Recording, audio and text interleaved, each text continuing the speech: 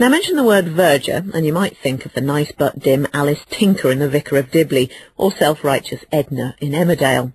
But the DV characters, surprisingly enough, don't give us the fullest picture of what it's like to be a verger in today's church. Many of Britain's cathedrals, parish churches and college chapels rely heavily on these men and women.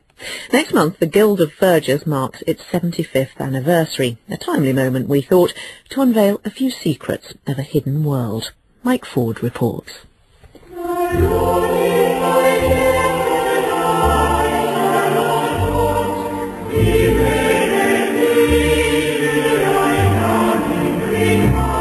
In recent times, it's been TV's The Vicar of Dibley putting the word Verger on the map.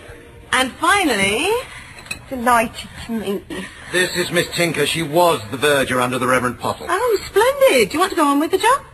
Oh, yes, please, Mum. I'd like Good. Oh, you can call me Alice. Right. Because it's my name.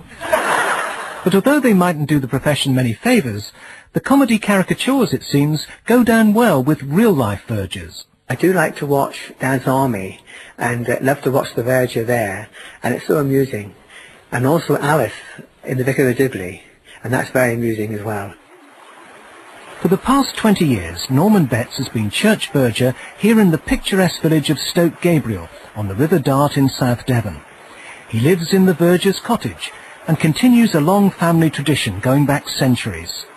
Some of the duties now undertaken by vergers were once the realm of parish clerks and sextons. I took over from my cousin, who was George Narracott, who was sexton of Stoke Gabriel Parish Church for 52 years. So it's very much in the blood? It's very much in the blood. And I have a scroll here which goes right back to the 16th century, and the Narracotts are on the scroll here.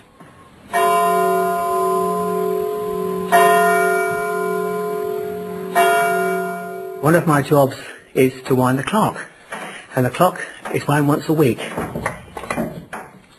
There we have a big handle, a really big handle, and to wind it, we have to wind the weights right up to the top.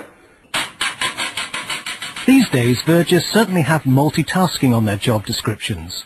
Duties are wide-ranging, coordinating the practicalities of ecclesiastical life, such as laying out altar cloths and vestments, keeping the church diaries, registers and records, and caring devotedly for the building. Author John Campbell is the Dean's Verger at Lincoln Cathedral.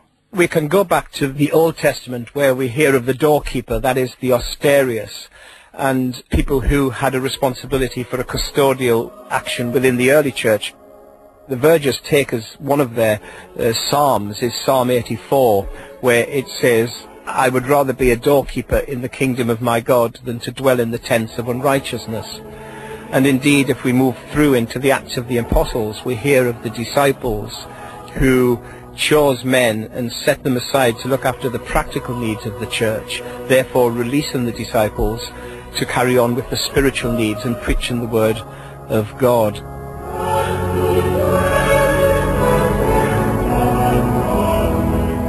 The actual word verger comes from two Latin roots, one meaning to turn or incline, the other a rod or twig. So when in medieval times the congregation stood in church, the verger would turn and make way for the procession with his stick. It's a tradition continuing in 21st century guise. Behind the scenes of St Mary Redcliffe, Bristol, a Gothic church described by Queen Elizabeth I as the fairest, goodliest and most famous in England. Verger John Shearer, who sees himself as an events coordinator, showed me round. This is the verge of St Mary Redcliffe. It is a stave which is about 3 foot long, sometimes bejewelled in some decoration, and it is carried in procession in front of the vicar, who is Dr. Taylor here, and it is designed originally to sort of clear the pathway of whoever the verger is leading.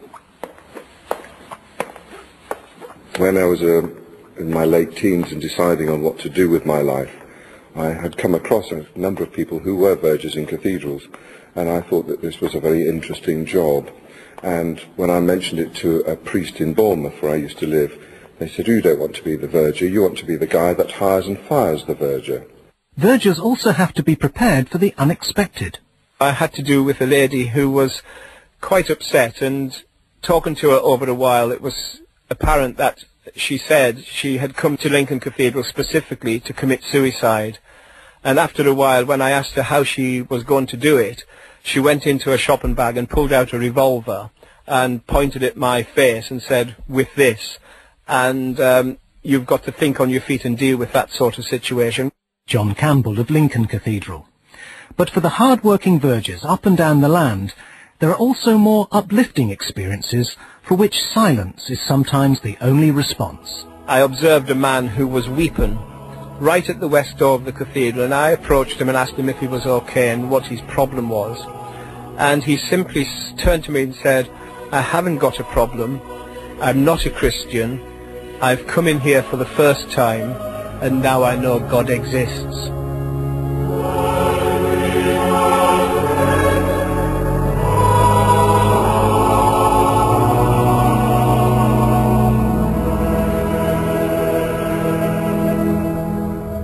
That was Mike Ford reporting.